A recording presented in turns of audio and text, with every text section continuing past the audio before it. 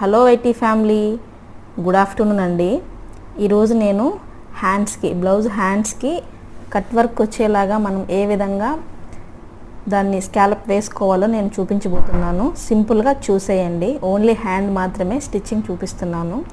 So ఇప్పుడు నేను lining cloth, main cloth ఉల్టా వేసుకొని దానిపైన బకరం పెడుతున్నాను. ఇది ఆన్లైన్లో మనకు అవైలబుల్గా ఉంది. ఆల్రెడీ మనకి కట్ వర్క్ చేసిన బకరము మనకు ఆన్లైన్లో ఫ్లిప్కార్ట్ కానీ అమెజాన్లో కానీ అవైలబుల్గా దొరుకుతుంది. సో నేను ఇది తీసుకొని హ్యాండ్కి ఇప్పుడు కట్ వర్క్ తిప్పుతున్నాను. సో లైనింగ్ క్లాత్, మెయిన్ క్లాత్ని ఉల్టా పెట్టి ఈ బకరంకి దగ్గరగానే స్టిచ్ రావాలండి. మనకి కార్నర్లో అయితే బకరం పైన ఒక స్టిచ్ పడాలి.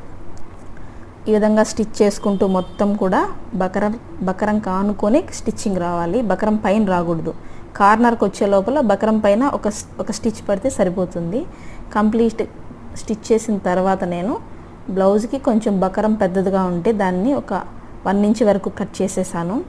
కట్ చేసిన తర్వాత మనము ఈ విధంగా మనకి క్లాత్ మిగిలిపోతుంది కదా, మనం బకరం స్టిచ్ చేసిన తర్వాత ఈ మిగిలిపోయిన క్లాత్నన్నిటినీ కూడా చాలా స్లోగా నిదానంగా మంచి షేప్ వరకు వచ్చేంత వరకు ఈ ఎక్స్ట్రాస్ అన్నీ కూడా ట్రిమ్ చేసేసుకోవాలి బాగా. సో ఈ విధంగా ట్రిమ్ చేసిన తర్వాత మనము కార్నర్స్ ఉంటాయి కదా, ఈ కార్నర్స్ అన్నిటిలో కూడా చిన్న చిన్న టక్స్ ఇచ్చుకోవాలి.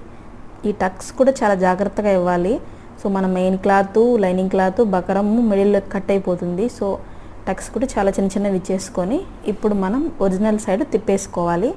ఇలా తిప్పడం కూడా మనకి చాలా ఈజీ అయిపోతుంది. ఈ బకరం వేయడం వల్ల మంచి షేప్ అలాగే నిలబడిపోతుంది. కట్ వర్క్ షేప్ అయితే నాకైతే ఫినిషింగ్ అయితే సూపర్గా వచ్చింది. చాలా బాగా వచ్చింది ఫినిషింగు.